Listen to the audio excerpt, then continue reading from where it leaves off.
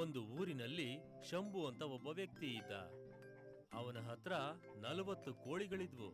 ಅವುಗಳನ್ನ ತುಂಬಾ ಪ್ರೀತಿಯಿಂದ ನೋಡ್ಕೋತಾ ಇದ್ದ. ಶಂಭು ಪ್ರತಿದಿನ ಎಲ್ಲಾ ಮೊಟ್ಟೆಗಳನ್ನು ಒಂದು ಮಕರಿಯಲ್ಲಿ ತುಂಬಿಕೊಂಡು ಅದನ್ನೆಲ್ಲಾನು ಇಡೀ ಊರ್ನಲ್ಲಿ ಮಾರ್ತಾ ಇದ್ದ. ಅದರಿಂದ ಅವನು ಹಣ ಸಂಪಾದಿಸ್ತಿದ್ದ.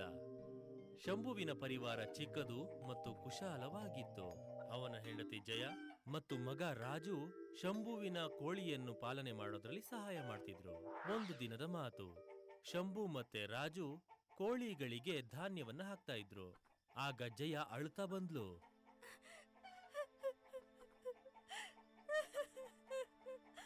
ಏನಾಯ್ತು? ನೀನ್ ಯಾಕೆ ಅಳ್ತಾ ಇದೀಯಾ? ನನ್ ತವ್ರ ಮನೆಯಿಂದ ಸುದ್ದಿ ಬಂದಿದೆ, ನಮ್ಮಮ್ಮಂಗೆ ಹುಷಾರಿಲ್ವಂತೆ.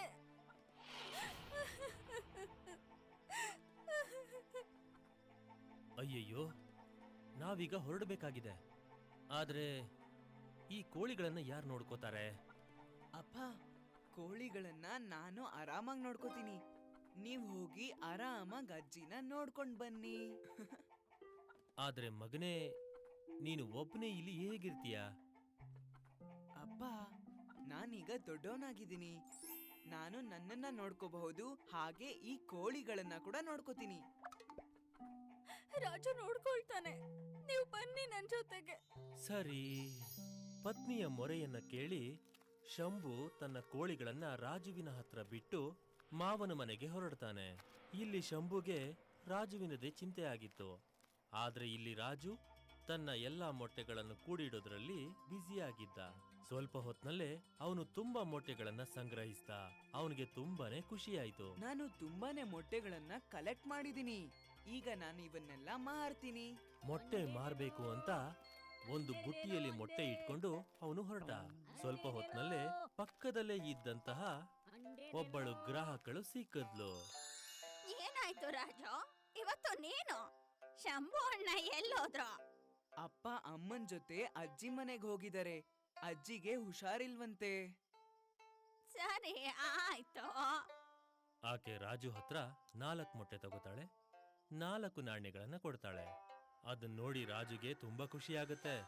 ಮತ್ತೆ ಯೋಚಿಸ್ತಾನೆ, 1 ಮೊಟ್ಟೆಗೆ 1 ಪೈಸೆ, ಮತ್ತೆ 40 ಮೊಟ್ಟೆಗೆ 40 ಪೈಸ. ಮತ್ತಿನ್ನೇನು, ರಾಜುವಿನ ಯೋಚನೆ ಗಾಳಿ ಮೇಲೆ ಹಾರೋ ಹಾಗಾಯ್ತು. ಅವನ್ ನಡಿತಾ ನಡಿತಾ ಯೋಚನೆ ಮಾಡ್ತಾ ಇದ್ದ, ನಾನು ಈ 40 ಪೈಸಾ ತಗೊಂಡು ಜಾತ್ರೆಗೆ ಹೋಗ್ತೀನಿ. ಮತ್ತೆ ಅಲ್ಲಿ ಆಟ ಆಡ್ತೀನಿ ಚೆನ್ನಾಗಿ. ಮತ್ತೆ ಕೋತಿ ಆಡೋ ಆಟ ನೋಡ್ತೀನಿ. ಮತ್ತೆ ಗೋಲ್ಗಪ್ಪ ತಿಂತೀನಿ. ಮತ್ತೆ ಗುಲಾಬ್ ಜಾಮೂನ್. ಮತ್ತೆ ಆಟ ಸಾಮಾನ್ ಅಂಗಡಿಲಿ ಒಂದು ದೊಡ್ಡ ಕಾರ್ ತಗೋತೀನಿ. ಆ ದೊಡ್ಡ ಕಾರ್ನ ಊರಿನ ಮಕ್ಕಳಿಗೆಲ್ಲ ತೋರಿಸ್ತೀನಿ. ಆ ನನ್ನ ದೊಡ್ಡ ಕಾರ್ನ ನೋಡಿ ಅವರೆಲ್ಲ ಹೊಟ್ಟೆ ಹುರ್ಕೋತಾರೆ. ಇಲ್ಲವನು ಇನ್ನೊಬ್ಬ ಗ್ರಾಹಕನ ನೋಡ್ದ. ಅವನಿಗೆ 5 ನಾಣ್ಯಗಳು ಸಿಕ್ಕಿದ್ವು. ಮತ್ತೆ ರಾಜು ಇನ್ನೂ ಗಾಳಿಯಲ್ಲಿ ಹಾರೋದಕ್ ಶುರು ಮಾಡ್ದ. ಅವನ ಆಲೋಚನೆಗೆ ಯಾವುದೇ ಅಂತ್ಯ ಇರ್ಲಿಲ್ಲ. ಹೇಗೂ 9 ಮೊಟ್ಟೆ ಮಾರ್ದೆ. ಹಾಗಾಗಿನ್ನು 31 ಮೊಟ್ಟೆ ಉಳಿದಿವೆ. ಮತ್ತಿನ್ನೊಂದ್ 3 ಗಂಟೆ ಒಳಗಡೆ ನಾನು ಜಾತ್ರೆಯಲ್ಲಿರ್ತೀನಿ. ರಾಜು ತನ್ನ ಖಯಾಲಿಯಲ್ಲೇ ಮುಳುಗು ಹೋಗಿದ್ದ. ಅಂತ ಸಮಯದಲ್ಲೇ ರಾಜು ಕಾಲು ಒಂದು ಕಲ್ಲಿಗೆ ತಗಲಿ ಅವನು ಬಿದ್ದ. ಮತ್ತೆ ಮೊಟ್ಟೆಗಳೆಲ್ಲ ಒಡೆದು ಹೋದವು.